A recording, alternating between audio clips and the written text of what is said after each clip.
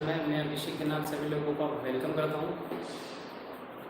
एक बार थोड़ा सा हमारा कैमरा एडजस्ट कर लेते हैं हम लोग।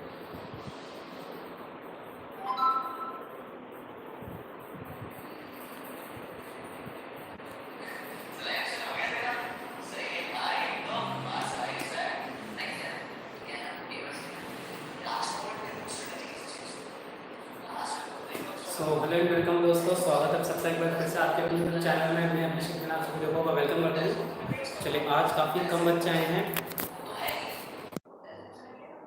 फटाफट से सभी अपने दोस्तों के साथ वीडियो को शेयर कर दीजिए कि क्लास स्टार्ट हो चुकी है, जिससे जल्दी से जल्दी सारे बच्चे जुड़ सके। और जो भी ऑनलाइन आ चुका है तो फटाफट कमेंट करके बता दें। जैसे कि लवी हमारा थोड़ा सा माइक और पहनना आती है, तो ये हमारा माइक, इसको पहनते ही आवाज़ आपको एकदम क्लियर और साफ आएगी।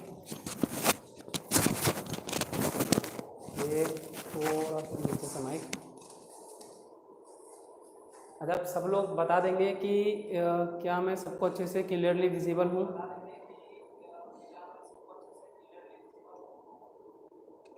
माइक पहन लेते हैं। चलिए, दोस्तों, आज हमारा नया चैप्टर स्टार्ट होने वाला है, नॉन कन्वेंशनल एनर्जी सोर्सेज। पहला चैप्टर हमारा क्या था? इलेक्ट्रिकल जनरेशन, जिसमें हमने इलेक्ट्रिकल जनरेशन के बारे में बात की थी, और कन्वेंशनल यानी कि परंपरागत ऊर्जा स्रोत। तो कल तक हमने क्या क्या पढ़ लिया था दोस्तों? परंपरागत ऊर्जा स्रोत के अंदर thermal power plant, hydro power plant, diesel power plant, gas power plant, nuclear power plant, ये टॉपिक हैं जो कि हमने कवर कर लिए ऑलरेडी। तो आप लोग मुझे ये बताएं, क्या आपने रिवीजन करा या आपको सारी चीज़ समझ आ गई? गुड मॉर्निंग वंश नायडू जी, गुड मॉर्निंग। और जितने भी दोस्त हैं कमेंट करके आ जाएं, ठीक है। गुड मॉर्निंग, राम राम, श्याम श्याम, राधे राधे, जो भी करना है फटाफट से आ जाइए। तो कल तक की क्लास में पहला चैप्टर आई होप आप सभी लोगों को क्लियर हो चुका होगा, और आज हम लोग स्टार्ट करने वाले हैं अपना नया चैप्टर, जिसका नाम है नॉन कन्वेंशनल एनर्जी सोर्सेस, ठीक है, यानी कि अपरंपरागत ऊर्जा स्रोत। तो मैं लिख देता हूं यहाँ पे नाम,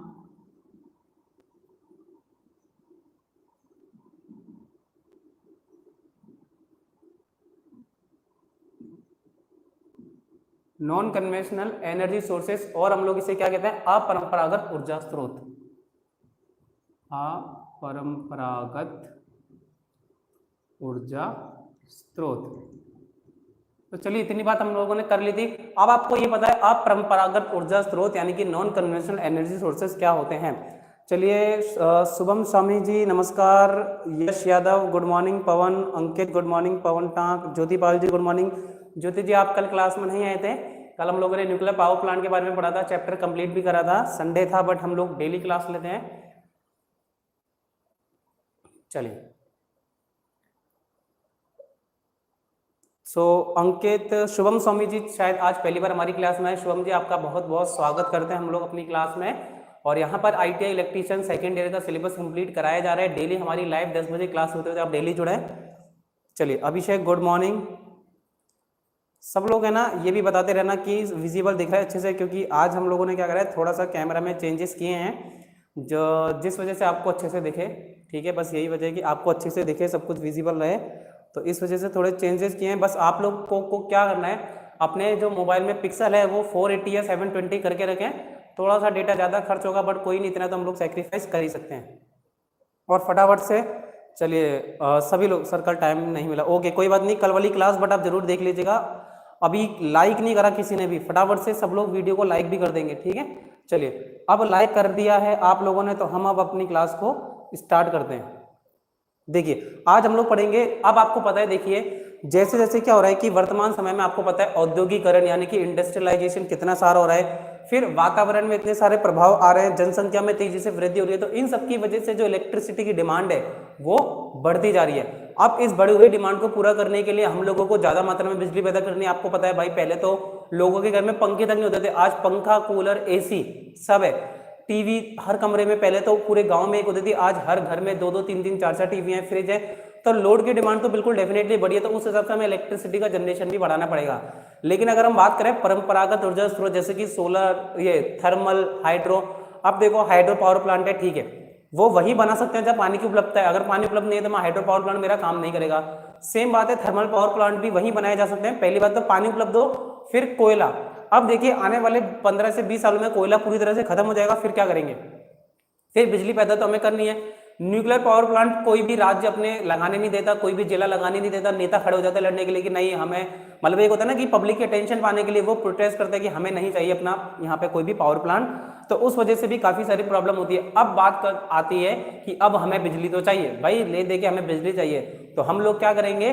कन्वेंशनल पावर प्लांट के ऊपर आएंगे। जी हाँ गाइस, कन्वेंशनल सोर्सेज के ऊपर आएंगे। कन्वेंशनल सोर्स कौन से होते हैं? सोलर, सूर्य की ऊर्जा। अब मैं आपको बताना चाहता हूँ, सूर्य की ऊर्जा असीमित मात्रा में हमारे पास उपलब्ध है, ठीक है। मतलब पूरी सूर्य की ऊर्जा तो मिलती भी नहीं, क्योंकि आपको पता है पृथ्वी हमारी घूमती रहती है सूर्य के चारों ओर, तो सूर्य की ऊर्जा हमें बराबर नहीं मिल पाती, ठीक है। कभी किसी छोर को मिलती है पृथ्वी के, कभी दूसरे छोर को मिलती है, और दिन के समय नहीं मिलती, दिन के समय मिलती है तो रात के समय नहीं मिलती। बट अगर हम इस सूर्य की ऊर्जा का 5% भी इस्तेमाल कर लें तो हमारे पूरे वर्ल्ड की एनर्जी का जो डिमांड है उसको रिजोल्व कर सकते हैं। चलिए सभी लोगों ने वीडियो लाइक कर दिया, बहुत बहुत धन्यवाद। जो भी नए बच्चा हैं तो वो कमेंट करके बताते रहें, ठीक है। जो भी जुड़ता रहता है तो सूचित करते रहे क्लास में। अब एनर्जी को बनाना तो है, मुझे तो मेरी ले देंगे भाई, अपना फंडा ये कि हमें एनर्जी चाहिए। अब एनर्जी चाहिए तो हमें एनर्जी पैदा करनी पड़ेगी, तो और एनर्जी के नए रास्ते ढूंढने पड़ेंगे। तो हमने देखा यार सूर्य की ऊर्जा से मैं बिजली पैदा कर सकता हूँ, सोलर फोटोवोल्टिक सेल की मदद से सूर्य की ऊर्जा। अब हमने देखा मेरी टरबाइन को घुमाने के लिए क्या है? हवा। कई इलाके ऐसे हैं जहां पे पवन बहुत तेज चलती है, हवाएं बहुत तेज चलती है, तो मैंने वहां पे क्या करा? अपना विंड पावर प्लांट लगा दिया। फिर मैंने देखा कि यार बायोगैस की मदद से भी मैं एनर्जी पैदा करता हूँ। समुद्र की जो पानी आ रहा है जा रहा है, लहर आती है जाती है, ज्वार भाटा जिसे कहते हैं, टाइडल एनर्जी, उसकी मदद से भी मैं टरबाइन को घुमा के अपना पानी बिजली पैदा कर सकता हूँ। और माइक्रो हाइडल पावर प्लांट भी है। तो ऐसे कई सारे साधन थे जिनकी मदद से मैं बिजली पैदा कर सकता हूँ। तो डेफिनेटली अब देखिए जो डिमांड बढ़ चुकी है, इलेक्ट्रिसिटी की डिमांड आपको पता है कितनी ज्यादा बढ़ चुकी है। तो उस डिमांड को पूरा करने के लिए हम लोग कन्वेंशनल नॉन कन्वेंशनल सोर्सेज की तरफ आएंगे। इसका फायदा क्या है? हमें जो फ्यूल है, देखिए जो फ्यूल है सबसे बड़ी चीज, ईंधन फोकट में मिलता है, प्रदूषण बिल्कुल भी नहीं है, ठीक है। बिना प्रदूषण के, बिना कॉस्ट के हमें फ्यूल मिलता रहता है। तो इसीलिए ये पावर प्लांट आगे देखिए जो फ्यूचर है, इलेक्ट्रिसिटी की डिमांड आगे और बढ़ेगी, तो वो फ्यूचर हमारा नॉन कन्वेंशनल पावर प्लांट के ऊपर ही है। अब हम एक एक करके नॉन कन्वेंशनल पावर प्लांट के बारे में पढ़ेंगे। एक बार मैं नाम बता देता हूँ कि हम लोग, चलिए लक्ष्य गुड मॉर्निंग, चिराग गुड मॉर्निंग, तंजिल, करण गुड मॉर्निंग। चलिए लेट मत हुआ करो, 7 मिनट लेट हो तुम लोग। चलिए तो अब हम लोग बात करते हैं कि कौन कौन से पावर प्लांट है, और जो भी दोस्त आए फटाफट से वीडियो लाइक कर देंगे। चलिए अब देखिए जो नॉन कन्वेंशनल पावर प्लांट में आज की वीडियो में हम लोग जो पूरी क्लास है क्या पढ़ने की कोशिश करेंगे? सोलर एनर्जी, यानी कि सूर्य की ऊर्जा। फिर विंड एनर्जी। अच्छा, किसी को भी अगर ये नाम ऐसा है कि भाई हिंदी में भी लिखे तो मैं हिंदी में लिख दूंगा, सोलर एनर्जी, सौर ऊर्जा, विंड एनर्जी, पवन ऊर्जा। कोई भी अगर ऐसा बच्चा हो, देखिए शर्माइएगा मत, झिझकिएगा मत। अगर किसी को भी चाहिए कि सर आप हिंदी में नाम लिखें तो डेफिनेटली मैं हिंदी में नाम लिखूंगा, बस आप लोग कमेंट करके बताएं। जब तक आप कमेंट नहीं करोगे तो जो मुझे लगता है कि हाँ बच्चों को इंग्लिश में ही पढ़ना चाहिए, मैं इंग्लिश में ही पढ़ाऊंगा, ध्यान रखिए, ठीक है। फिर है बायोगैस एनर्जी,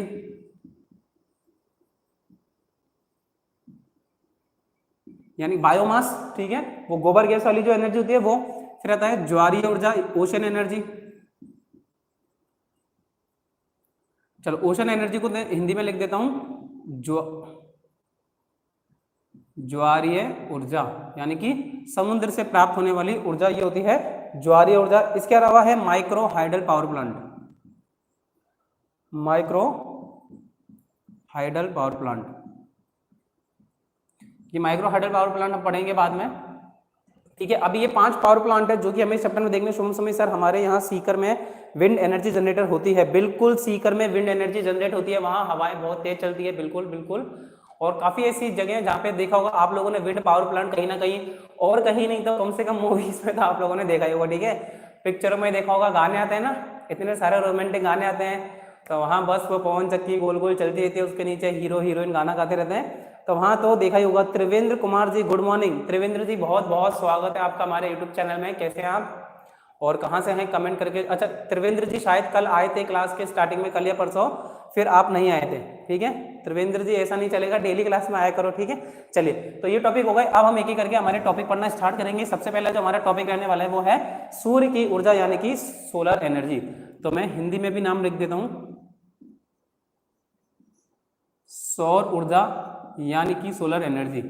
क्लियर सबको मेरी वॉइस और बोर्ड पे जो लिखा हुआ है वो सबको क्लियर दिख रहा है ना? आज किसी तरह की ब्लर की प्रॉब्लम हुई हो तो मुझे बता दो, ठीक है। ब्लर तो नहीं हो रहा है किसी भी तरह से किसी भी स्टूडेंट का। फिर हम लोग अपना सोलर एनर्जी को पढ़ना स्टार्ट करते हैं। चलिए, अच्छा नहीं है, बिलासपुर से जी, ओके। चलिए आज नहीं है, बहुत अच्छी बात है। आप क्या है, फ्रंट कैमरे का इस्तेमाल कर रहे हैं, तो मैं देखा थोड़ा सा चेंज करके देखते हैं, क्या पता फ्रंट कैमरे से सही दिखे, मुझे लगा कि रिवर्स ना दिखे, इस वजह से। चलिए, अब सोलर एनर्जी का हम लोगों को पढ़ना है।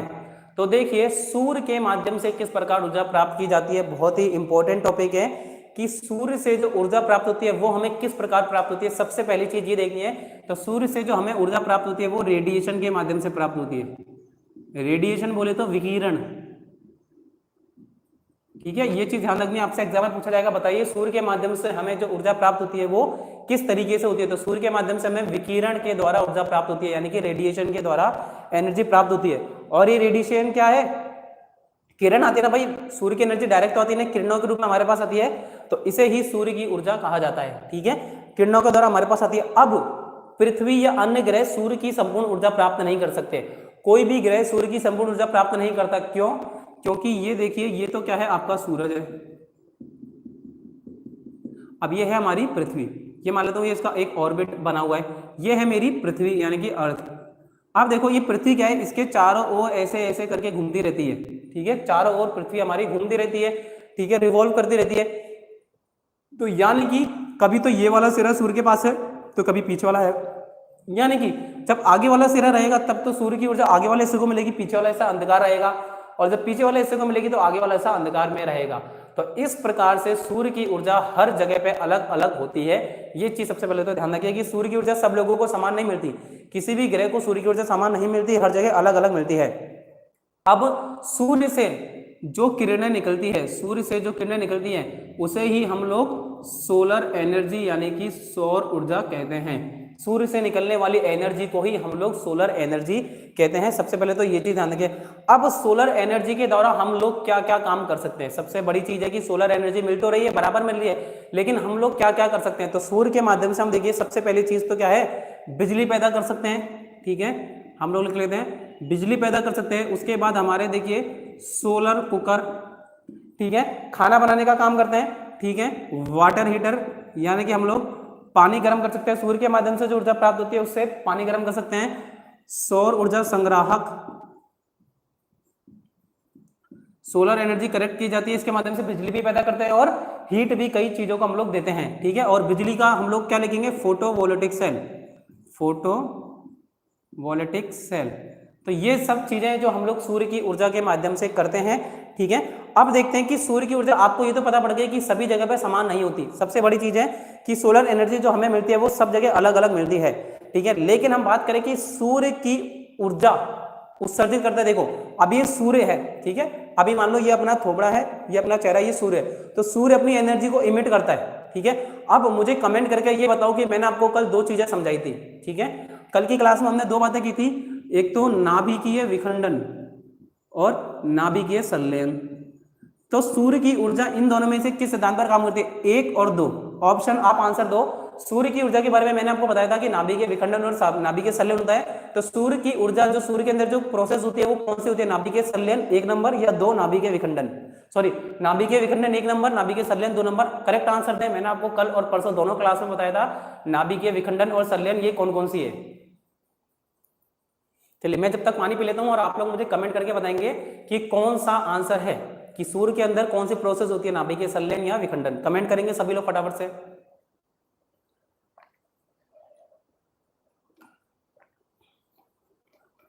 चलिए, गुड मॉर्निंग परमेंद्र बिजरानिया जी। परमेंद्र जी बहुत बहुत स्वागत है आपका हमारी क्लास में, काफी दिनों बाद दर्शन दिया आपने। चलिए, दो ज्योतिपाल और वंश छिपा का उत्तर आ चुका है, बाकी लोग भी फटाफट से कमेंट करें। वन टाक का आंसर आ चुका है दो, यानी कि आप कह रहे हैं कि सूर्य के अंदर जो ऊर्जा होती है, सूर्य के अंदर जो प्रोसेस होती है वो नाभिकीय संलयन कहलाती है, ठीक है।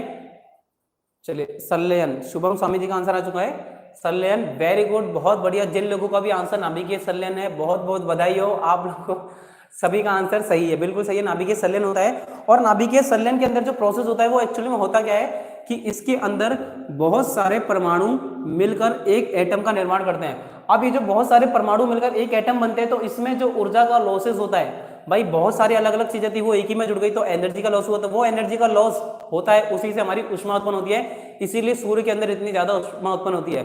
फिर नाभिकीय संलयन का एक और उदाहरण है हाइड्रोजन बॉम्ब। कभी आपने सुना हो हाइड्रोजन यानी कि H2 बॉम्ब, परमाणु बम के बारे में सुना है आपने? सुना वो है ना कोरिया का किम जोंग उन था ना शाह, तो उसने परमाणु बम भी बना रखा है। और वो परमाणु बम हाइड्रोजन बम मतलब वो जो हाइड्रोजन बम है वो परमाणु बम से भी ज्यादा खतरनाक है, बहुत खुराफाती दिमाग का है, न जाने क्या क्या करता रहता है। तो हाइड्रोजन बम भी नाभिकीय संलयन की नाभिकीय संलयन प्रोसेस पे काम करता है, बहुत ही ज्यादा अच्छी प्रोसेस है, देखो ठीक है। इससे बहुत ज्यादा मात्रा में, आप सोचो सूर्य में कितनी ऊर्जा है, तो उतनी ही ज्यादा ऊर्जा पैदा करता है क्या, नाभिकीय संलयन के द्वारा ऊर्जा पैदा की जाती है। अब नाभिकीय सूर्य है ऊर्जा को उत्सर्जित करता है, तो इसकी जो ऊर्जा उत्सर्जित करने की दर है वो है, यहां लिख लेता हूं मैं, 63.11 मेगावाट पर मीटर स्क्वायर। 63.12 मेगावाट प्रति, यानी कि 1 मीटर में, ठीक है। पर मीटर की मैं बात करूं तो उसमें 63.11 मेगावाट। आप सोचो मेगावाट कितना ज्यादा हो गया, मेगावाट कितना होता है 10 की घात 6, मेगावाट क्या होता है 10 की घात 6। सब लोगों को ये पता है ना, मिली, माइक्रो, मेगा, गीगा, किलो, ये सबको पता ही नहीं पता है। दिनेश मीणा जी, चलिए दिनेश जी बहुत बहुत स्वागत है आपका हमारी क्लास में। सब लोग मुझे कमेंट करके बता देंगे ये यस करो कि सबको ये चीज पता है ना कि मिली, मेगा, माइक्रो क्या होता है, ठीक है। ये चीज सबको पता होनी चाहिए, बहुत ज्यादा इंपॉर्टेंट चीज है, सबको पता है, वेरी गुड। वरना मैं एक बार लिख देता हूं यहाँ पे, देखिए सबसे पहले क्या आता है, आप देखिए 0, ठीक है, 10 की घात 0 यानी कि 1 हो गया। अब 10 की घात 1 2 3 ऐसे हाथ चलता है, तो हम नीचे की तरफ जाएंगे, 10 की घात -3, 10 की घात -6, 10 की घात -9, 10 की घात -12, और इसी तरह से 10 की घात 3, 10 की घात 6, 10 की घात 9 और 10 की घात 12। तो 10 की घात 12 को क्या कहा जाता है, चलिए सबसे पहले स्टार्ट करते हैं। 10 की घात 3 को क्या कहा जाता है, किलो, और इसे सूचित किया जाता है कैपिटल के। ध्यान रखना जो भी चीजें पॉजिटिव में पावर होगी वो कैपिटल के से चलेगी। चलिए एक बार और सबको बता देता हूं, देख लीजिएगा। 10 की घात 6, अभी किलो के बाद 10 की घात 6 क्या होता है, मेगा। ये जब हमने मेगा की बात की, और इसे कैपिटल एम से शो किया जाता है मेगा को, ठीक है। फिर आता है 10 की घात 9, तो ये आता है गीगा, और इसे कैपिटल जी से, और 10 की घात 12 आता है टेरा, और इसे कैपिटल टी से। तो 10 की घात 6 मेगा, 9 को गीगा और 12 को टेरा कहा जाता है। अब 10 की घात -3 पे आते हैं, तो इसे कहा जाता है मिली, ठीक है, इसे क्या कहा जाता है, मिली, ठीक है, मिली एम कहा जाता है। तो ये 10 की घात -3 हो गया, इसे स्मॉल एम से इंडिकेट करते हैं। इसी तरह से जो 10 की घात -6 उसे कहा जाता है माइक्रो, और इसे डब्ल्यू, और इसे म्यू भी कहा जाता है, डब्ल्यू से यू से, सॉरी कैपिटल यू से, स्मॉल यू से शो किया जाता है। 10 की घात 9 को कहा जाता है नैनो, और इसे स्मॉल एन से डिनोट किया जाता है। और 10 की घात -12 क्या होता है, पीको, और इसे स्मॉल पी से डिनोट किया जाता है। तो ये सारे टर्म्स है जो कि आप ध्यान रखेंगे, इसका स्क्रीनशॉट ले लेंगे और अपनी कॉपियों में भी इसे लिख लेंगे, ठीक है। सब लोग अपनी कॉपी में इसे लिख लेंगे। अभी आप अपनी स्क्रीन पे इसका स्क्रीनशॉट ले लीजिए, ठीक है, फटाफट से इसका स्क्रीनशॉट ले लीजिए आप अपनी अपनी कॉपियों में।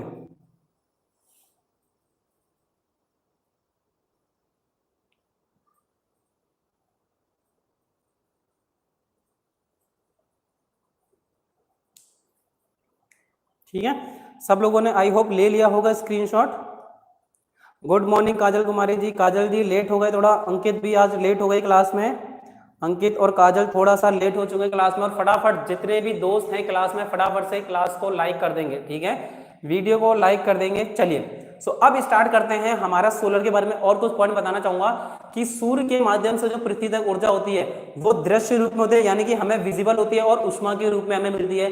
फिर सूर्य की जो अभी भी जो उम्र बची हुई है, देखिए फैक्ट है जो कुछ किताब में से पढ़ के बताना चाहूंगा, 4.6 × 10 की घात 8 इतने सालों तक अभी सूर्य, यानी कि हमें लाखों वर्षों तक अभी सूर्य से एनर्जी बराबर मात्रा में मिलती रहेगी। और अभी देखिए अभी तक जो सबसे ज्यादा सूर्य की ऊष्मा का इस्तेमाल करता है वो करते हैं पेड़ पौधे। पेड़ पौधे अपना भोजन बनाने में सूर्य की ऊर्जा का इस्तेमाल करते हैं, लेकिन पेड़ पौधे मात्र 1% इस्तेमाल करते हैं। और जो पेड़ पौधे सूर्य की ऊर्जा से भोजन बनाने में एनर्जी इस्तेमाल करते हैं उसे क्या कहा जाता है, प्रकाश संश्लेषण। सबने पढ़ा होगा, ठीक है। 8वीं 10वीं क्लास में सब लोगों ने डेफिनेटली पढ़ा होगा कि प्रकाश संश्लेषण की क्रिया के माध्यम से पेड़ पौधे अपना भोजन बनाते हैं, ठीक है। प्रकाश संश्लेषण की क्रिया के माध्यम से पेड़ पौधे अपना भोजन बनाते हैं, ये सभी लोगों ने पढ़ा होगा। लेकिन ये जो एनर्जी है मात्र 1%, देखिए पूरे वर्ल्ड में, पूरी दुनिया में कितने सारे पेड़ हैं, तो पूरे विश्व में मात्र 1% ही सूर्य की एनर्जी का इस्तेमाल किया जाता है। चलिए ये चीज हो गई। और मैंने आपको ये बता दिया कि नाभिकीय संलयन, सूर्य के अंदर आपसे पूछेगा बताइए सोलर एनर्जी जो डेवलप होती है तो सूर्य के अंदर कौन सी अभिक्रिया होती है, नाभिकीय संलयन, नाभिकीय विखंडन, दोनों या इनमें से कोई नहीं। तो अपन क्या टिक करेंगे, नाभिकीय संलयन अभिक्रिया होती है। ये चीज आप लोगों को ध्यान रखनी है, जो इंपॉर्टेंट चीज है जो कि आपके एग्जाम में पूछी जा सकती है, मैं उसी तरह से आपको पढ़ा रहा हूं। फिर देखिए सूर्य के आंतरिक पृष्ठ का तापमान और बाहरी पृष्ठ का तापमान, ये भी पूछा जाता है, तो हम लोग लिख लेते हैं आंतरिक तापमान किसका, सूर्य का, सूर्य का आंतरिक तापमान और सूर्य का बाह्य तापमान, दोनों ही इंपॉर्टेंट है, ठीक है। सूर्य का आंतरिक तापमान कितना होता है और बाहरी तापमान कितना होता है, तो आंतरिक तापमान कितना होता है 2 × 10⁻⁷, 2 × 10⁻⁷ केल्विन होता है। लेकिन अगर बाहरी तापमान की बात करें तो 6.2 × 10⁻³ केल्विन होता है, ठीक है, 10⁻³ तो देखिए बाहरी पृष्ठ का तापमान तो डेफिनेटली कम होगा, लेकिन अंदर की तरफ इतनी ज्यादा गर्मी होती है कि अपन सूर्य से बहुत किलोमीटर दूर भी होंगे ना और अपन जल के भस्म हो जाएंगे, ठीक है। ओम क्लीम क्लीम स्वाहा कर देंगे, यानी कि तुरंत भस्म होने की संभावना रहती है। अब चलिए ये तो बात हो गई कि सूर्य के अंदर इतना ज्यादा तापमान होता है, लेकिन इंपॉर्टेंट चीज क्या है कि सूर्य के अंदर कौन कौन से तत्व होते हैं। क्या किसी बच्चा, कोई स्टूडेंट ऐसा है जो बता सकता है कि सूर्य के अंदर कौन कौन से तत्व विद्यमान है, ठीक है, सूर्य के अंदर कौन कौन से तत्व विद्यमान है, ये कोई स्टूडेंट बता सकता है क्या। 90% तो कुछ तत्व होते हैं और वो है हाइड्रोजन व हीलियम, ठीक है, सबसे ज्यादा हाइड्रोजन व हीलियम होते हैं और 10% होते हैं अन्य तत्व। तो सूर्य के अंदर सबसे ज्यादा मिलने वाले जो तत्व हैं हीलियम, ठीक है। आपसे ये भी पूछा जा सकता है बताइए सूर्य के अंदर सबसे ज्यादा मिलने वाला तत्व कौन सा है, तो हम लोग क्या बताएंगे हाइड्रोजन व हीलियम, बिल्कुल, वेरी गुड। शुभम और नायडू जी का बिल्कुल आंसर सही है, शुभम और नायडू जी का हाइड्रोजन में हीलियम, वेरी गुड। चलिए काफी अच्छी बात है। और ये जो बच्चे बार बार क्लास में आ रहे जा रहे हैं दोस्तों, 1 घंटे तो क्लास में पूरा टाइम अपना दीजिए ताकि हमें चीजें अच्छे से समझ आ सके।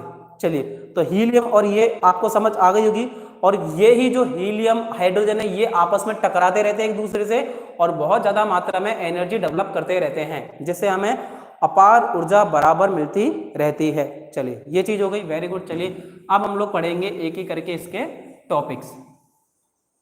चलिए अब हमें सूर्य से क्या करना है, सोलर सेल। सोलर सेल आपको पता है क्या करता है, इलेक्ट्रिसिटी पैदा करने के लिए हम लोग सोलर सेल का इस्तेमाल करते हैं।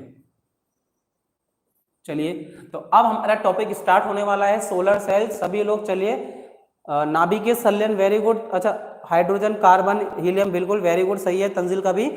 चलिए दिनेश कुमार मीणा जी ऐसा लग रहा है पीछे की तरफ चल रहे हैं थोड़ा क्लास में, और 15-16 बच्चों के थंब इंप्रेशन है, बट अभी तक सिर्फ 11 बच्चे क्लास में लाइव देख रहे हैं मुझे। सो काफी बच्चे आज आए नहीं है। फोटोवोल्टाइल्स, फोटोवोल्टिक, दिनेश कुमार जी फोटोवोल्टिक। चलिए दिनेश जी ऐसा लग रहा है पीछे चल रहे हैं और कमेंट करते जा रहे हैं। चलिए कोई बात नहीं। तो अब हमें सोलर सेल के बारे में कुछ चीजें पढ़नी है, ठीक है। सोलर सेल किस सिद्धांत पर कार्य करता है और कैसे कार्य करता है ये देखते हैं। सभी लोग एक बार यस ओके सर स्टार्ट कीजिए। अब हम लोगों ने सूर्य के बारे में थोड़ी बेसिक बातें कर ली, ठीक है, कि नाभिकीय संलयन की अभिक्रिया होती है, हाइड्रोजन हीलियम इसके अंदर एलिमेंट होते हैं और बहुत सारे अणु मिलकर इसके अंदर जुड़ते हैं, जब जाके इसमें एनर्जी पैदा होती है और अपार मात्रा में उपलब्ध है। प्रकाश संश्लेषण मात्र 1% इस्तेमाल करता है और बाकी अगर हम इसका इस्तेमाल करें तो काफी ज्यादा बिजली पैदा कर सकते हैं। ये सारे वो टॉपिक्स थे जो कि मैंने आपको कवर करा दिया। अभी जो भी बच्चा लेट आ है तो वो प्रीवियस वीडियो जाके देख सकता है, ठीक है, जो भी पुरानी वीडियो वो देख सकता है। और इससे पहले मैंने एक चैप्टर ऑलरेडी कवर करा दिया है, तो जो भी दोस्त आज नया है वो चारों वीडियो कंप्लीटेड है, देख सकते हैं। चलिए सुज्योतिपाल जी, तंजिल वंश की तरफ से मुझे संकेत मिल चुके हैं कि सर बिल्कुल हम लोग तैयार है, आगे बढ़िए, सोलर सेल का टॉपिक पढ़ाइए। और बाकी बच्चे भी बताएं। देखिए ये जो है ना कि आप बीच बीच में कमेंट करते रहे, इससे आपको भी अच्छा लगेगा और मुझे भी पता रहेगा कि कौन बच्चा क्लास में प्रेजेंट है। तो इसीलिए सबसे रिक्वेस्ट है, जब मैं बोलूं तो आप लोग कमेंट कर दिया कीजिए, ठीक है। निवेदन है आप लोगों से, आपके टीचर के रूप में आपसे एक छोटा सा निवेदन है कि सब लोग कमेंट कर दिया कीजिए। चलिए शुभम स्वामी, तंजिल का आंसर आ चुका है। बाकी बच्चे हाथ में मेहंदी लगा के बैठे तो वो बता दें कि सर मैं नहीं कर सकता। अभिषेक मेघवंशी का भी आ चुका है। चलिए तो सोलर सेल के बारे में बात करते हैं। तो सोलर सेल एक ऐसी युक्ति है जो कि सोलर एनर्जी को इलेक्ट्रिकल एनर्जी में कन्वर्ट करती है। तो सोलर सेल क्या होता है, ये सोलर एनर्जी को कन्वर्ट करता है इलेक्ट्रिकल एनर्जी में, ठीक है। सोलर एनर्जी या कि सूर्य की ऊर्जा को विद्युत ऊर्जा में परिवर्तित करने के लिए हम लोग सोलर सेल का प्रयोग करते हैं। तो ये एक प्रकार की ऐसी धातु है जो कि सोलर एनर्जी को इलेक्ट्रिकल एनर्जी में कन्वर्ट करती है। चलो एक सेकंड हो गया, मैं लाइट भी जला लेता हूँ, थोड़ा सा मुझे लाइट कम लग रही है।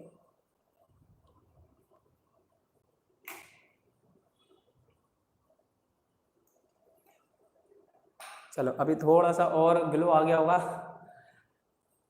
ज्योतिपाल सर एज के आगे के लेसन कब रीड कराएंगे?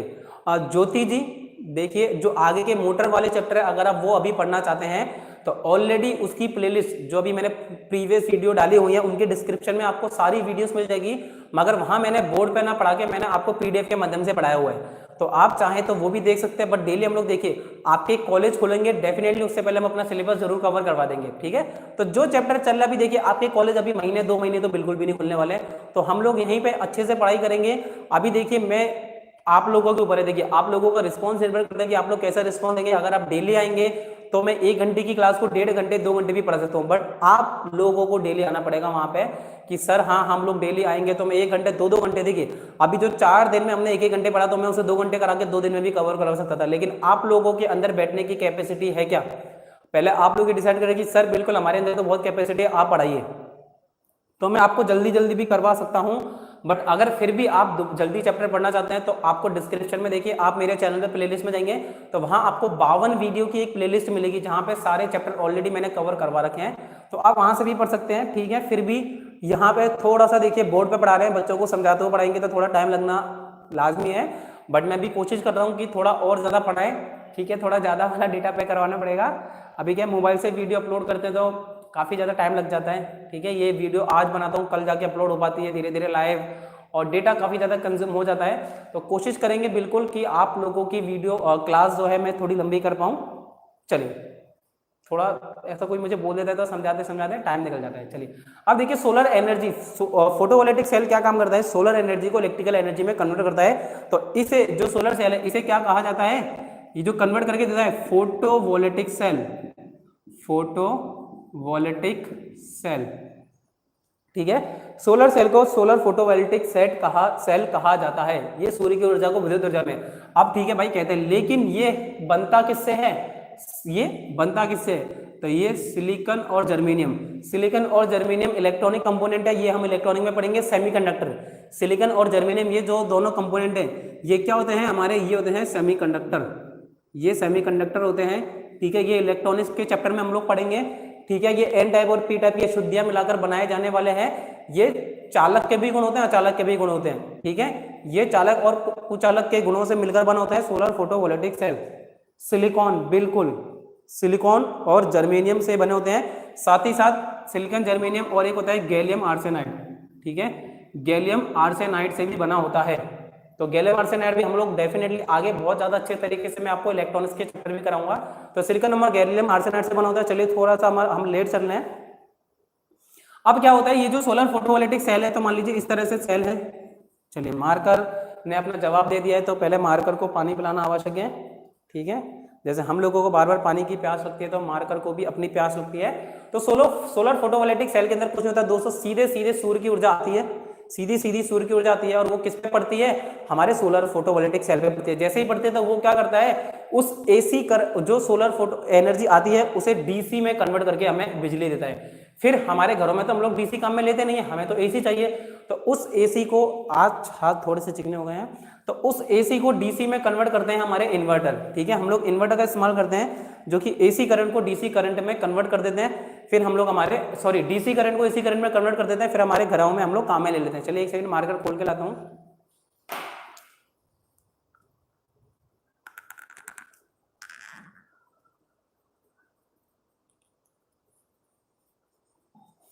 तो एसी करंट को डीसी को एसी में, बताइए नाम, डीसी को एसी में कन्वर्ट करने के लिए किस साधन का हम लोग उपयोग करते हैं, कमेंट करके बताएंगे हमारे प्यारे स्टूडेंट कि डीसी को एसी में कन्वर्ट करने का काम कौन करता है।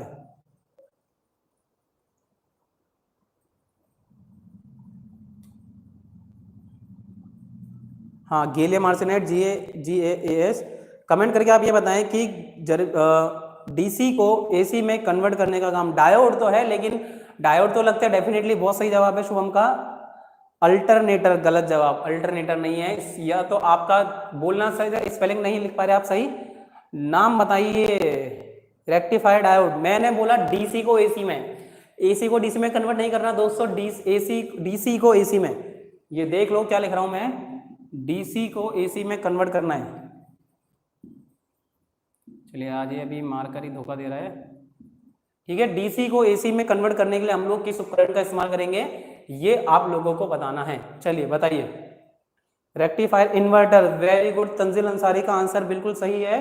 रेक्टिफायर का इस्तेमाल किया जाता है।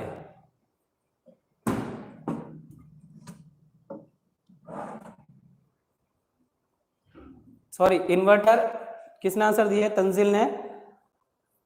कमेंटेटर, कम्यूटेटर तो डीसी मोटर में इस्तेमाल होता है अभिषेक। कम्यूटेटर का इस्तेमाल डीसी मोटर में करते हैं, ना कि यहां करते हैं।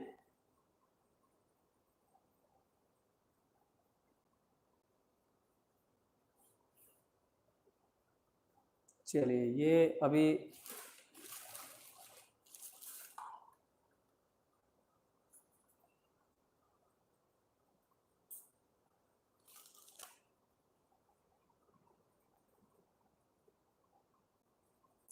क्या आप लोगों को क्लियर है। इन्वर्टर का इस्तेमाल एसी को डीसी में कन्वर्ट करने के लिए किया जाता है। ध्यान रखेंगे कि जो एसी है उस डीसी है, डीसी को एसी में कन्वर्ट करने का काम कौन करता है, इन्वर्टर।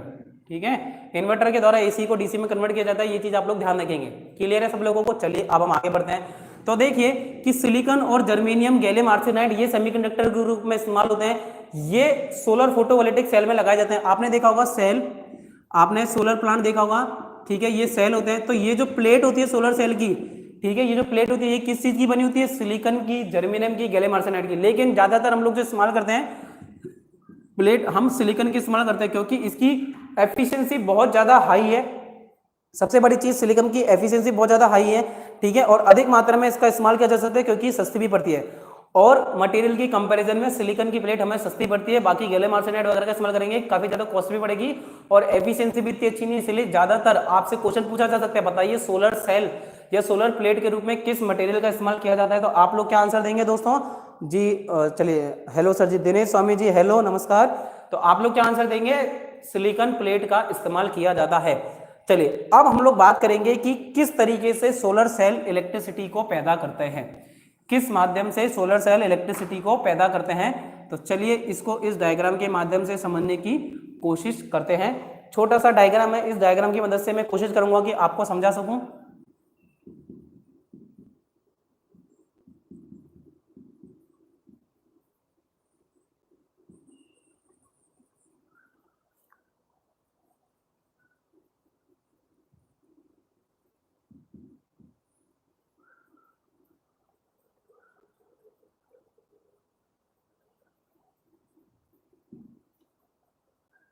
चलिए तो अब देखिए ये जो सेमीकंडक्टर प्लेट होती है, ठीक है, यहां सब लोग अब क्लियरली ध्यान से सुनेंगे कि सबको अच्छे से समझ आ सके।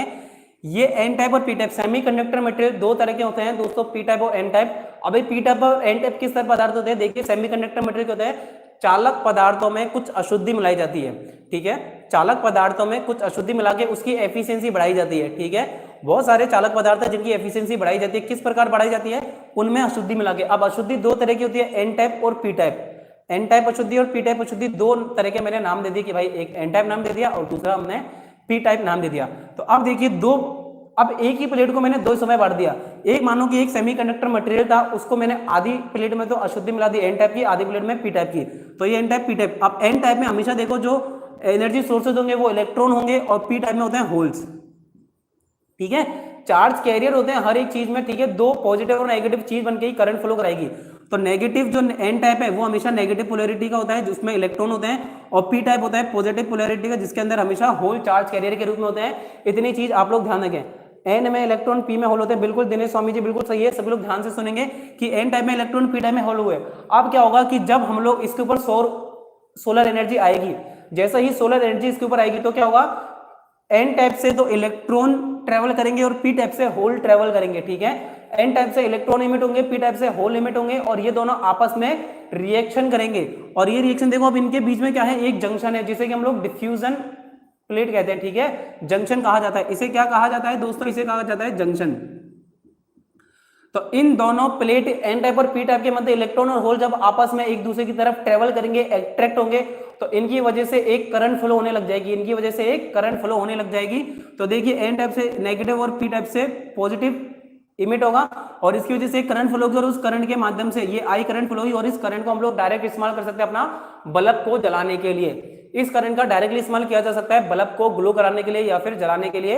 लेकिन मान लो कि दिन के समय में हमने सारे लोड लगा रखा है और रात के समय तो सूर्य रहेगा नहीं, तो उस समय पे हम लोग चाहें तो यहाँ पे एक बैटरी स्टोर करके उस बैटरी के अंदर भी एनर्जी को स्टोर कर सकता हूँ, वो बाद की चीज है। लेकिन सबसे पहले चीज की इलेक्ट्रिसिटी पैदा कैसे होती है, जो सोलर प्लेट है वो पी टाइप और एन टाइप मटेरियल से बनी होती है और जब उनमें सोलर विकिरण यानी कि सूर्य की ऊर्जा आती है तो इलेक्ट्रॉन और होल आपस में ट्रेवल करते हैं, एक दूसरे की तरफ अट्रैक्ट होता है, जिसकी वजह से करंट फ्लो होने लगती है और इस तरह से सूर्य से हमें ऊर्जा प्राप्त होती है। तो बताइए ये चीज आप लोगों को समझ आई या नहीं, कमेंट करके फटाफट से बताएंगे कि आप लोगों को ये चीज समझ आई कि नहीं। मैं सबकी कमेंट पढ़ रहा हूं।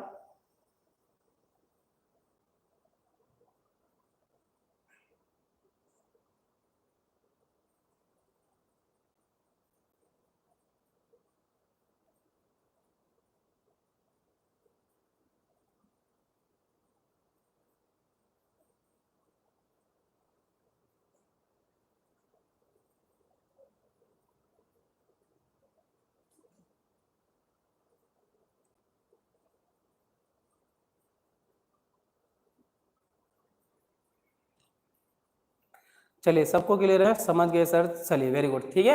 तो सूर्य से जो ऊर्जा आती है, अब एक चीज ध्यान रखेंगे कि मेरे पास सूरज है, ठीक है, मेरे पास सूरज मामा है, चलिए सूरज देवता है हमारे पास। तो ये जो सूर्य से एनर्जी आती है इसे ये किसके रूप में आती है, फोटोन के रूप में आती है, ये जो एक पैकेट्स के रूप में आती है और इन्हें क्या कहा जाता है, फोटोन। सबसे इंपॉर्टेंट चीज आपसे एग्जाम में पूछा जाएगा, बताइए सूर्य से जो ऊर्जा सोलर प्लेट पे आती है वो किस रूप में आती है, तो वो छोटे छोटे पैकेट्स के रूप में आती है, छोटे छोटे पैकेट के रूप में आती है, छोटे पैकेट के रूप में आते हैं और उन पैकेट को क्या कहा जाता है, फोटोन कहा जाता है। और फिर ये जो फोटोन प्लेट पे गिरते हैं तो ये इलेक्ट्रॉन और होल जनरेट करते हैं। ये चीज ध्यान रखेंगे कि छोटे छोटे पैकेट्स के रूप में आते हैं। गुड मॉर्निंग पंकज, आज लेट हो गए, बिल्कुल रात को लेट सोए हैं और आप आज लेट उठे हैं, तो ये चीज सबको समझ आई। फोटोन ये बिल्कुल एग्जाम में पूछा गया क्वेश्चन, आपके कई बार कॉम्पिटिशन एग्जाम में और आपके आईटीआई के एग्जाम में भी आता है कि फोटोन्स क्या होते हैं, ये छोटे छोटे ऊर्जा के पैकेट होते हैं, छोटे छोटे ऊर्जा के पैकेट क्या होते हैं, फोटोन होते हैं। ये चीज सबको क्लियर है, तो हम लोग अब आगे की तरफ बढ़ेंगे।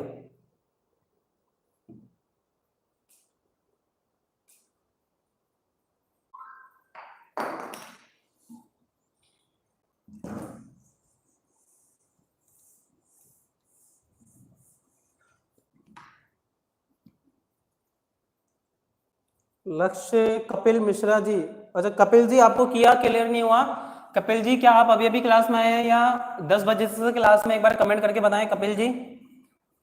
और आप कहाँ से हैं, फर्स्ट टाइम क्लास में आए हैं शायद, इसीलिए आपको देखिए समझ नहीं आया। हम लोगों की क्लास को चलते चलते 38 मिनट हो चुके हैं, सुबह से हम लोग पढ़ा रहे हैं, शायद इस वजह से आपको समझ नहीं आया। हाँ तो कपिल जी आप थोड़ा सा लेट आए हैं, इस वजह से आप लोग इस क्लास को बैक करके देख सकते हैं, तो आपको सारी चीजें अच्छे से क्लियर हो जाएगी, ठीक है। आप लोगों की क्लास क्लियर हो जाएगी। बाकी अगर आपको जैसे ये क्लास आज मैं अपलोड करूंगा तो कल जाके होगी डेटा की वजह से, तो आप लोगों को, बट ये मैं डिस्क्रिप्शन में आपको कहाँ, ये जो वीडियो है ये आपको टेलीग्राम चैनल पे मिल जाएगा रहेगी, तो आप वहां पे क्लिक करके वीडियो को देख सकते हो। बाकी कल तो आपको यूट्यूब चैनल पे डेफिनेटली मिल जाएगी, प्लेलिस्ट के अंदर जाओगे तो।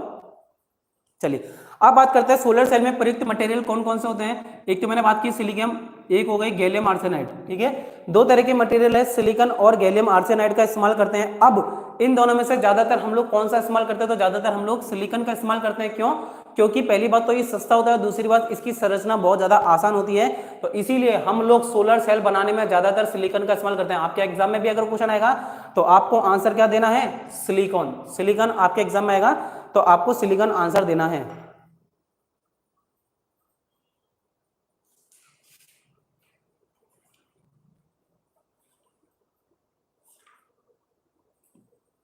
चलिए अब हम बात करेंगे, अगला जो हमारा टॉपिक है सोलर फोटोवोल्टिक सेल।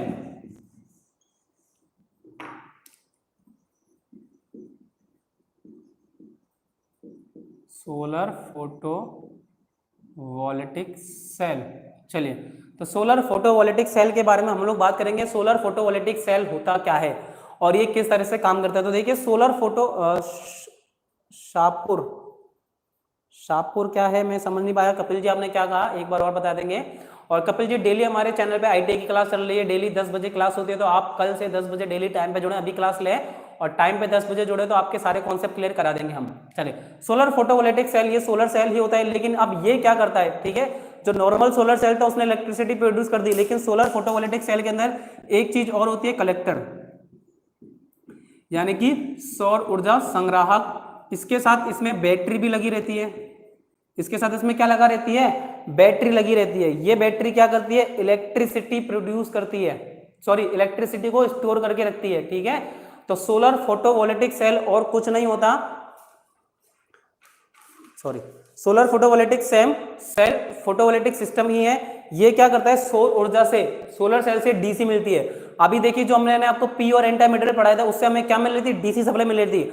अब इस डीसी को पहले तो बैटरी के अंदर स्टोर किया जाता है, और जब हमें चाहिए क्या घर में एसी, तो उसे इन्वर्टर की मदद से एसी में कन्वर्ट करके हमें घरों में दिया जाता है, ठीक है। और बात करें बैटरी में क्यों स्टोर करते हैं, क्योंकि मैंने अभी आपको बताया कि दिन के समय तो बिजली बहुत ज्यादा मात्रा में, लेकिन रात के समय जब इलेक्ट्रिसिटी, सूर्य की ऊर्जा नहीं रहेगी तो बिजली कैसे लोगे, तो जो बैटरी के अंदर स्टोर पावर है उसका हम लोग इस्तेमाल करेंगे, ठीक है। तो कलेक्टर, बैटरी इत्यादि होते हैं। अब इसमें और भी बहुत सारे इंपॉर्टेंट टॉपिक हैं, वो हम देखते हैं। चलिए, सबसे पहले हम लोग देखेंगे सोलर पैनल।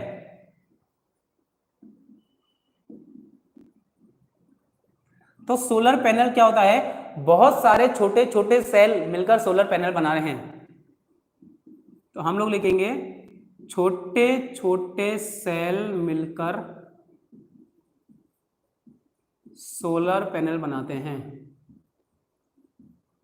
छोटे छोटे सेल मिलकर सोलर पैनल का निर्माण करते हैं, ठीक है। सबसे पहले तो ये चीज ध्यान रखिए कि छोटे छोटे सेल मिलते हैं और वो मिलकर सोलर पैनल का निर्माण करते हैं। तो सोलर पैनल आप लोगों को क्लियर हो गया होगा। अब बात करते हैं सोलर मॉड्यूल।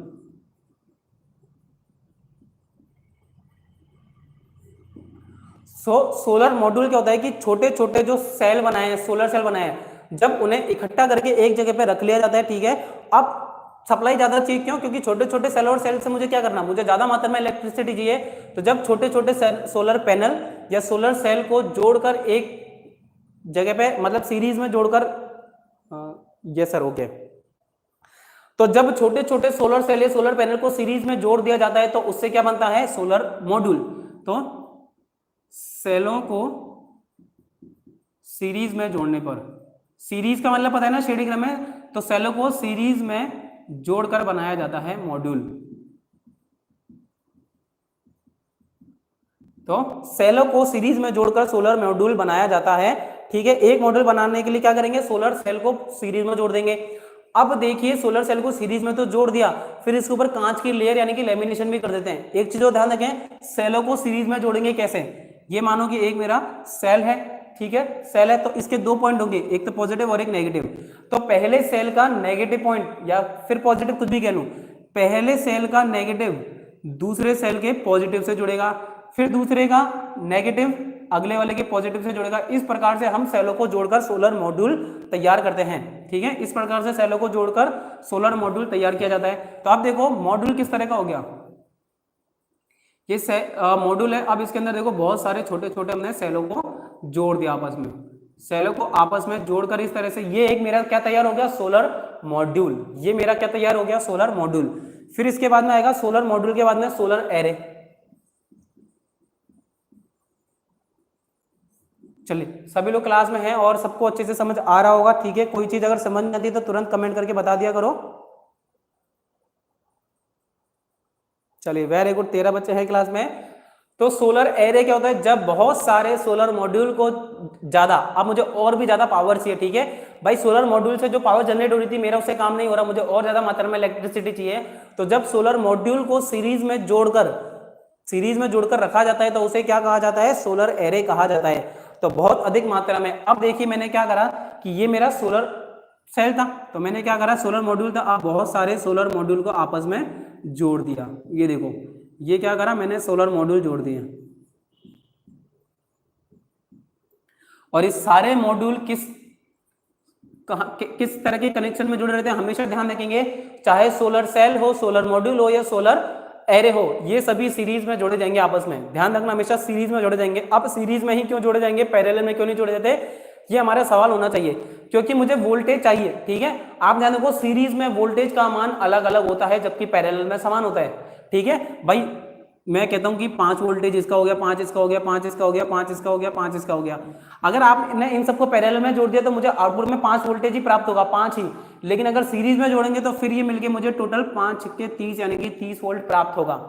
तो पैरेलल में इसलिए जोड़ा जाता है कि अगर आप पैरेलल में जोड़ोगे तो आउटपुट भी आपको, चाहे आप कितनी भी प्लेट जोड़ दो, फिर हमें आउटपुट मिलेगा ही नहीं।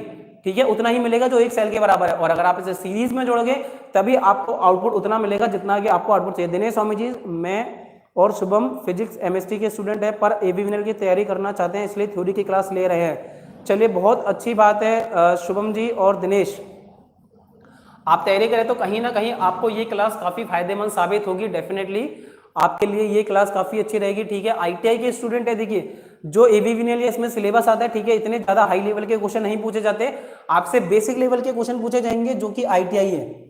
ठीक है, आईटी लेवल के क्वेश्चन ही आपसे पूछे जाएंगे, थ्योरेटिकल क्वेश्चन कॉन्सेप्ट वाइज पूछे जाएंगे, जो कि आप लोग वन लाइनर में आंसर दे सकें। चलिए, बहुत अच्छी बात है, बहुत खुशी हुई आप ले रहे हैं। डेफिनेटली अगर आपको कोई भी चीज समझ ना आए कभी भी, तो आप लोग बिल्कुल मुझसे कमेंट करके कभी भी पूछ सकते हैं, और आप मुझसे अलग से भी बात करना चाहें तो कभी भी कर सकते हैं। चलिए, अभी देखिए कि हमारा आईटीआई, बिल्कुल, चलिए ये चीज हमारी हो गई। सोलर पैनल के बारे में हमने पढ़ लिया। अब इसके बाद देखिए इसमें क्या लगा रहता है, इन्वर्टर। और इन्वर्टर के बारे में मुझे नहीं लगता कि मुझे ज्यादा बच्चों को बताने की आवश्यकता है कि इन्वर्टर क्या करते हैं। ठीक है, इन्वर्टर क्या करते हैं, इन्वर्टर का काम क्या है, डीसी को एसी में बदलने का काम करते हैं। बच्चे कंफ्यूज बहुत ज्यादा होते हैं, इन्वर्टर डीसी को एसी में बदलता है, और एसी को डीसी में बदलने का काम क्या करता है, रेक्टिफायर। रेक्टिफायर वो उपकरण है जो एसी को डीसी में बदलता है, लेकिन इन्वर्टर डीसी को एसी में। सबसे पहले एक चीज ध्यान रखो कि हमारे घरों में हमें क्या चाहिए, एसी डीसी, एसी चाहिए। हमारे घरों में क्या लगा रहता है, इन्वर्टर। तो भाई इन्वर्टर जो आउटपुट देगा वही तो मेरे घरों में आएगा, यानी कि एसी आएगा। तो इन्वर्टर आउटपुट में एसी दे रहा है, यानी कि इनपुट क्या ले रहा है, डीसी। तो इन्वर्टर डीसी इनपुट लेके एसी आउटपुट देता है। ये चीज इस तरह से आप लोग ध्यान रखें। और फिर डीसी इसका उल्टा हो जाएगा भाई, रेक्टिफायर इसका जस्ट उल्टा हो जाएगा। चलिए, श्याम इलेक्ट्रीशियन जी, श्याम जी भूमिया जी, प्रणाम। श्याम जी आप वही है ना, श्याम भूमिया जी, शायद आपने नाम चेंज कर दिया, Shyam electrician. We have already passed ITI, okay very good. Shubham Swami ji, आपने आईटीआई ऑलरेडी पास की हुई है, बहुत अच्छी बात है। श्याम भूमिया जी हमारे बहुत ही पुराने और काफी प्रिय स्टूडेंट हैं, बहुत अच्छे से इन्होंने लास्ट ईयर क्लासें अटेंड की थी, और 1 साल से लगभग श्याम जी मेरे साथ जुड़े हुए हैं। बिल्कुल, चलिए श्याम जी, काफी दिनों बाद आपका बहुत बहुत स्वागत सत्कार और अभिनंदन करते हैं हम। काफी खुशी हुई, पुराने स्टूडेंट्स है, लास्ट ईयर भी हमने काफी क्लासेस ली थी यूट्यूब पे, तब श्याम जी हमारे साथ जुड़े थे। चलिए, तो इन्वर्टर का काम क्या है, एसी को डीसी में बदलना। फिर बैटरी का काम क्या है, बैटरी स्टोर करेगा। अब बैटरी क्या स्टोर करेगा, बैटरी हमेशा डीसी स्टोर करता है। एक चीज ध्यान रखना, बैटरी के अंदर हमेशा डीसी पावर स्टोर रहती है। जो सोलर सेल से डीसी जनरेट हुई वो सीधे सीधे कहाँ स्टोर आएगी, डीसी से। फिर जब भी मुझे आवश्यकता होगी रात के समय, तो जो डीसी है वो इन्वर्टर की मदद से एसी में कन्वर्ट होकर मुझे मिल जाएगी। फिर चार्ज कंट्रोल सिस्टम होता है, चार्ज कंट्रोल सिस्टम जो बैटरी चार्ज होती है उसे कंट्रोल करने का काम करता है। ठीक है, तो ये कुछ हो गए सोलर फोटोवोल्टिक सेल के कंपोनेंट। ठीक है, जो टोटल सोलर फोटोवोल्टिक सेल में कंपोनेंट होते हैं वो है। और जो भी बच्चा आया है जिसने अभी तक क्लास को लाइक नहीं करा है तो फटाफट लाइक कर देंगे। डेली 10 बजे हमारी क्लास होती है, तो सभी लोग 10 बजे हमारी क्लास में जरूर जोड़ा करें। चलिए, तो ये वाला टॉपिक आई होप आप सभी लोगों को क्लियर हो गया होगा। तो अब हम लोग आगे बढ़ेंगे। तो सोलर सेल से बिजली किस प्रकार पैदा की जाती है, क्या सबको क्लियर हो चुका है? सोलर सेल के माध्यम से बिजली किस प्रकार से पैदा की जाती है, सब लोगों को, मुझे ऐसा लगता है कि सोलर सेल का कॉन्सेप्ट अच्छी प्रकार से आप लोगों को समझ आ गया होगा। सोलर सेल का कॉन्सेप्ट सभी लोगों को समझ आ गया होगा। ठीक है, अब बात करते हैं कि सोलर पैनल हो गया। भाई सोलर पैनल का काम क्या है, आपको बता दिया। बिजली को सूर्य से सोलर एनर्जी ग्रहण करता है और उसे आउटपुट में हमें डीसी देता है। फिर उस डीसी को कन्वर्ट कर लेते हैं हम लोग एसी में, और हमारा जो भी लोड है उसको चला लेते हैं। चलिए, ये चीज क्लियर होगी। लेकिन अब हम लोग बात करेंगे कि सूर्य से और किस प्रकार से हम लोग एनर्जी पैदा कर सकते हैं। तो देखिए, सोलर कुकर क्या होता है गाइस, खाना बनाने के लिए सूर्य की ऊर्जा के माध्यम से सीधे सीधे खाना बनाया जाता है। तो ये देखिए इस तरह का कुछ अरेंजमेंट होता है। ठीक है, एक बर्तन टाइप बना लिया जाता है, उसके अंदर क्या होता है, ये इस तरह के क्या है बर्तन रखे रहते हैं, और इनके ऊपर रिफ्लेक्टर के रूप में। देखिए मेरा थोड़ा सा ढंग से डायग्राम ना, यहाँ पे क्या होता है, ये हमारी सोलर प्लेट्स रखी थी। अब जैसे ही ये रखे इस तरह से रखे रहते हैं, मैं आपको दिखाता हूं कि कुछ इस प्रकार से। देखिए ये जो है ना, इधर हमारा टिफिन रखा रहता है, ठीक है, ये हमारे गोल गोल टिफिन रखे हुए हैं। अब और ये सोलर सेल होती है। अब ये सोलर सेल भी थोड़ी झुकी हुई रहती है। फिर क्या होता है, और इसे इस डायरेक्शन में रखा जाता है जहां पे सूर्य की ऊर्जा मिलती है, जहां से डेली सूर्य हमारा उगता है। फिर सीधे सूर्य की एनर्जी इस पे पड़ती है, और यहाँ पे कांच की एक फ्रेम लगी रहती है, ठीक है, कांच की प्लेट लगी रहती है यहाँ पे और यहाँ पर भी, ठीक है, वो टकराकर सीधे सीधे इसके अंदर जाती है, जो कि बर्तन होते हैं अंदर, और उन बर्तन के अंदर जाती है। तो वहां से हमारे बर्तन गर्म होना स्टार्ट हो जाते हैं एनर्जी को कलेक्ट करके, और हमें खाना पका के दे देते हैं, ठीक है। सबसे इंपॉर्टेंट चीज है कि जो सोलर कुकर के माध्यम से हम लोग खाना पकाएंगे, टाइम लगता है, बिल्कुल टाइम लगेगा, लेकिन एक बहुत ही हाइजेनिक खाना हमें मिलता है, बहुत ही शुद्ध रूप से बना हुआ है, किसी तरह का कोई केमिकल के माध्यम से एनर्जी नहीं आ रही है, ठीक है, सूर्य की प्राकृतिक ऊर्जा आ रही है, और उसके माध्यम से हम लोग खाना कर रहे हैं। देखिए अगर आप इंडक्शन चूल्हे का इस्तेमाल करते हैं तो आपकी बिजली बचा रहा है, गैस का इस्तेमाल करें तो गैस, भाई खाना लेट बनेगा तो खाना जल्दी बनाने रखो, 1 घंटे पहले बनाने रखो, खाना बनेगा डेफिनेटली, थोड़ा सा टाइम लगेगा। तो कई जगह ऐसी है जहां पे हमें गैस की इलेक्ट्रिसिटी की सप्लाई नहीं है, तो कई लोग, ठीक है, डेफिनेटली कई लोग हैं सोलर कुकर्स का इस्तेमाल करते हैं, और हो सके आने वाले टाइम में अगर हमें कुछ चीजें ना मिली तो हमें सोलर कुकर के ऊपर आना पड़े। फिर होता है हीट ट्रीटमेंट। कई लोग अपनी फसलों को सुखाने के लिए या सर्दियों में घरों को गर्म करना है, ठीक है, गर्माहट चाहिए, तो उसके लिए हीट ट्रीटमेंट प्लांट भी लगाए जाते हैं, जो कि सूर्य की ऊर्जा को कलेक्ट करते हैं। अब कैसे कलेक्ट करा जाता है कि कांच के बर्तन में रख दिया जाता है चीजों को। देखिए ग्रीन हाउस जो है ना, ये इसी पे कार्य करते हैं, ठीक है, कांच के घर बनाए जाते हैं। आप एक बार क्या होता है, कांच का प्रिंसिपल क्या है कि अगर एक बार जो एनर्जी आ गई तो कांच उसे बाहर रिफ्लेक्ट नहीं होने देता, तो वहां बहुत ज्यादा गर्मी बढ़ जाती है, ठीक है। बस वगैरह में जब आप ट्रेवल करते हो गर्मी के टाइम पे, कांच की खिड़की खुला रखो तो अच्छी बात है, बंद रखोगे क्या होगा, जो एक बार सूर्य की ऊर्जा अंदर आ गई लेकिन बाहर नहीं जा पाएगी, जिस वजह से बसों में गर्मी बढ़ जाती है। तो हमेशा गर्मी के टाइम पे कांच की खिड़कियां खुली रखा करो, थोड़ी सी, ठीक है, गर्म हवा आती है पता है, बट थोड़ी सी खिड़की खुला रखा करो ताकि गर्म हवा बाहर भी जा सके। जो हवा एक बार अंदर आई है, चलिए बहुत बहुत धन्यवाद श्याम जी, आपका एग्जाम अच्छा गया, मेरी कोई कृपा नहीं है, मैंने तो बस आपको पढ़ाया, बट आपने बहुत ज्यादा अच्छे से पढ़ा। श्याम जी मेरे क्लास के एक बहुत ही ब्राइट स्टूडेंट थे, बहुत अच्छे से डेली क्लास अटेंड करते थे, टाइम टू टाइम पढ़ते थे, क्वेश्चन का आंसर देते थे, और काफी अच्छा गया होगा। बिल्कुल श्याम जी, चलिए आपका धन्यवाद को मैं स्वीकार करता हूं, ठीक है। चलिए तो ये चीज हो गई सोलर पैनल के बारे में, ठीक है। सूर्य से किस प्रकार से हम अलग अलग प्रकार से बिजली पैदा कर सकते हैं, ठीक है। फिर एक और माध्यम है जिससे हम सूर्य के माध्यम से बिजली पैदा कर सकते हैं, कैसे, देखिए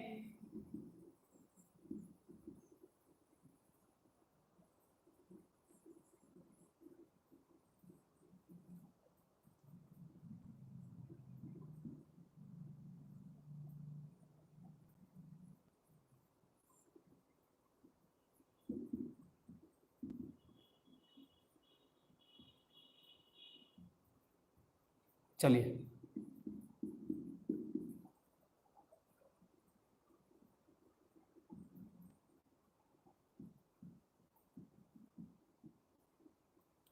अब देखिए क्या होगा कि एक और तरीका है जिसके माध्यम से हम लोग सोलर एनर्जी प्राप्त कर सकते हैं, सौर तापीय ऊर्जा, थर्मल एनर्जी। देखिए सूर्य की जो ऊर्जा सेलों के ऊपर आई है, मैंने क्या करा, इसको सोलर कलेक्टर में रख दिया। सोलर कलेक्टर में रखने से बहुत ज्यादा हीट पैदा हो गई। अब ये जो हीट पैदा हुई, मैंने इसको डायरेक्टली कहां दे दिया, इस बॉयलर के अंदर दे दिया। अब ये बॉयलर के अंदर जैसे मैंने हीट दी, तो अब इस हीट से मैंने क्या करा, पानी गर्म करा, जो पानी गर्म हुआ वो भाप में कन्वर्ट हुआ, और उस भाप को मैंने सीधे सीधे टरबाइन की ब्लेड पे दे दिया। ये चीज तो अगर जो बच्चे हमारे से शुरू से जुड़े हुए हैं इस चैप्टर के साथ में, पिछले वाले चैप्टर के साथ में, तो आपको पता है कि भाई सीधी सी बात है, अगर मुझे कहीं से गर्मी मिल रही है तो मैं मेरा पानी गर्म करूंगा, पानी गर्म करके भाप, और भाप से टरबाइन चला दूंगा, ठीक है। तो सोलर सेल के माध्यम से मैं ये भी कर सकता हूँ, भाई इतनी ज्यादा गर्मी आती है तो मैं पानी गर्म कर रहा हूँ, पानी गर्म करके भाप में कन्वर्ट करा, भाप कन्वर्ट करके टरबाइन चलाई, और टरबाइन से बिजली मेरे को मिल गई। तो ये चीज तो बहुत छोटी सी है, ऐसा कोई स्टूडेंट नहीं है जो मेरे साथ जुड़ा हुआ है जिसको ये चीज समझ ना आई हो। एक बार कमेंट करके बताओ, क्या ये छोटा सा डायग्राम अब तो अपने लिए बहुत बच्चों वाली काम हो गया, जिसने डेली पढ़ा है, जैसे कि तंजील वगैरह काफी सारे स्टूडेंट हैं, सब लोग बताएं कि ये चीज तो मुझे लगता है डेफिनेटली सबको समझ आ गई होगी। सब लोग फटाफट से कमेंट करके बताएं।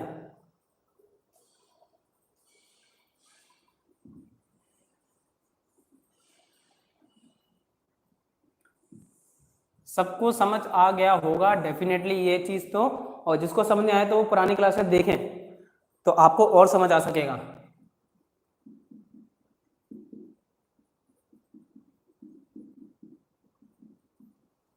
अब सूर्य की ऊर्जा के लाभ और हानि क्या है? सबसे बड़ा लाभ क्या है?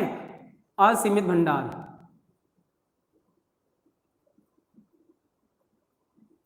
असीमित भंडार यानी कि बहुत ज्यादा मात्रा में हमारे पास ऊर्जा उपलब्ध है तो हम कितनी भी ऊर्जा प्राप्त कर सकते हैं। दूसरा, प्रदूषण होता है क्या किसी तरह का प्रदूषण, पोल्यूशन? तो पोल्यूशन रहित या फिर हम लोग कहेंगे पोल्यूशन फ्री प्लांट है, एक तरह से हम लोग ये कह सकते हैं। फिर सस्ता है, ठीक है, सस्ती प्रचालन लागत है। ऑपरेट कराने में कोई कॉस्ट है क्या भाई? इसको चलाने में किसी तरह की कॉस्ट लग रही है? बिल्कुल किसी तरह की कॉस्ट नहीं लग रही है, इसको चलाने के लिए फ्री है, ठीक है। चलिए, कपिल जी भी हमारी क्लास में प्रेजेंट है लगातार। हानि, हानि की बात करें, जब बादल होते हैं यानी कि वर्षा के दिनों में, वर्षा के दिनों में कम ऊर्जा प्राप्त होती है। भाई जब सूरज नहीं निकलता तो कम ऊर्जा प्राप्त होती है। फिर ये किसी तरह से कांस्टेंट नहीं है, सूर्य के आधार पर है, तो भाई बिजली दिन में मिलेगी रात में नहीं मिलेगी। फिर यंत्र महंगे आते हैं, मैंने बोला ना भाई इसकी स्थापना लागत बहुत ज्यादा महंगी पड़ती है। छोटे छोटे प्लांट बनाओगे तो बहुत महंगे, आप 1 किलोवाट का अपने घर में लगाओगे तो कम से कम आपको 40 से 50 हजार रुपए खर्च करने पड़ेंगे। यही अगर आप 2 किलोवाट का लगाओगे तो 80,000। जितने किलोवाट लगाते जाओगे उतने मल्टीप्लाई होता जाता है। अब इसके एप्लीकेशन की बात करें तो एप्लीकेशन हमने ऑलरेडी पढ़ ली है, ठीक है, यानी कि अनुप्रयोग। अनुप्रयोग हम स्टार्ट करते हैं, देखिए सोलर सेल के द्वारा सबसे पहले तो खाना पकाया जा सकता है, यानी कि सोलर कुकर का इस्तेमाल किया जाता है। समुद्र के नमक को सुखाया जाता है, ठीक है, जो समुद्र के अंदर नमक है तो वो जो पानी है वो भाप बन के उड़ जाता है और हमें नमक प्राप्त हो जाता है। समुद्र से नमक प्राप्त करने के लिए भी इसका इस्तेमाल किया जाता है। इलेक्ट्रिसिटी जनरेट करने के लिए हम लोग इसका इस्तेमाल करते हैं। जल को शुद्ध करने के लिए भी हम लोग इसका इस्तेमाल करते हैं। दिनेश सर ये होगा ये है कि उनको ITI लेवल के एग्जाम देनी पड़ रही है। बिट्टू जी स्वागत है। चलिए इसके बारे में अभी हम लोग बात करते हैं। बिल्कुल, और दिनेश स्वामी जी बिल्कुल आपकी बात सही है, इसको मैं एग्री करता हूं। और जो हमारे स्टूडेंट है, ठीक है, मैं जिस कॉलेज में पढ़ाता हूं या जो मेरे स्टूडेंट है मैं उनको यही समझाता हूं कि आप ITI इतनी ज्यादा इंपॉर्टेंट हो चुकी है और ITI की अगर आप अच्छे से तैयारी करें तो आप जॉब लग सकते हो। देखिए दिनेश जी हमारे भी प्रेजेंट है और मैं काफी सारे इनको एक से एग्जाम्पल दे चुका हूँ बच्चों को कि आज के टाइम में जो पहले मिले उसे लपक लो। और ITI के माध्यम से जॉब पाना बहुत ज्यादा आसान है, बस आपको थोड़ा पढ़ना है। अन्य जॉब के कंपैरिजन में आपको बहुत कम मेहनत करनी पड़ेगी और आप जल्दी जॉब पा सकते हो। लोग अपना PG यानी कि post graduation MA MCOM BCOM करने के बाद भी ITI करने आते हैं। BSc MSc करने के बाद बच्चे ITI करते हैं और ITI के बाद जॉब लगते हैं। तो आज की तारीख में ITI एक बहुत अच्छा कोर्स है, मेरी नजर में तो डिप्लोमा BTech से ऊपर लेवल है ITI का। बस आप लोग अच्छे से मेहनत करें, अच्छे से पढ़ाई करें। डिटेल में देखिए हमारे चैनल पे क्या है, हम लोग चैप्टर को लाइन वाइज लाइन पढ़ा रहे हैं, एक एक लाइन में आपको चैप्टर की कंप्लीट कराता हूँ ताकि आपको चीजें समझ आ सके डिटेल वाइज।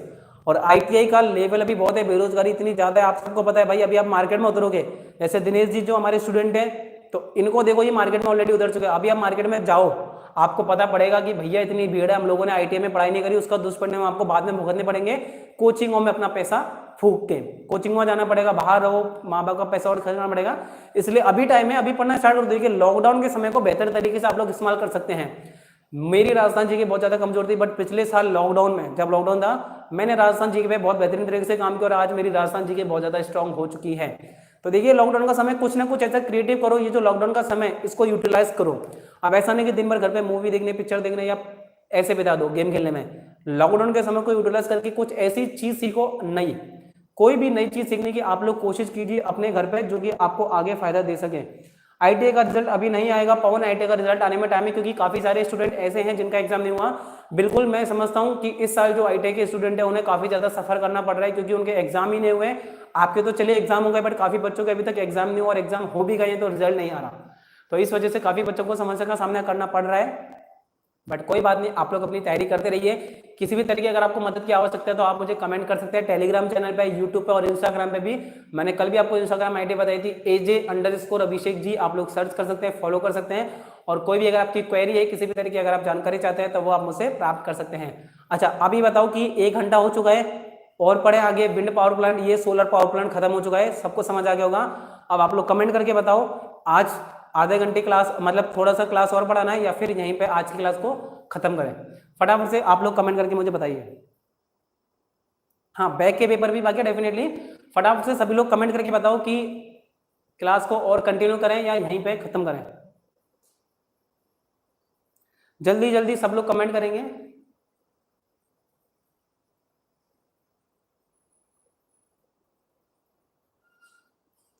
फटाफट सभी लोग फटाफट से कमेंट करके बता दो यार कि क्या करना है। मतलब अगर क्लास आगे कंटिन्यू रखनी है तो यस, अदरवाइज नो, फिर मैं बताऊंगा।